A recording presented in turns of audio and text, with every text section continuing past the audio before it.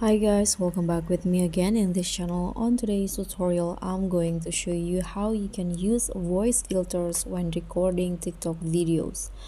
So if you want to change your voice or you just don't want to reveal your real voice on TikTok, you can just use the voice filter feature on TikTok to change your voice.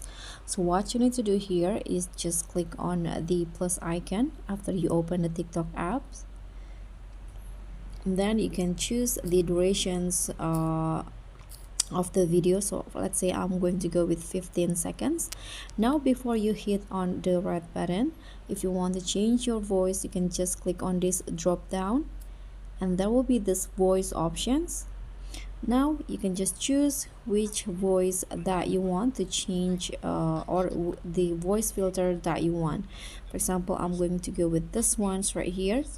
Now you can just close it and just hit on the red button in here and start talking. So you can see that the voice filter is on. You can just talk to the camera to create the TikTok videos, and after you're done, just click on the check icon in here and let's hear the result.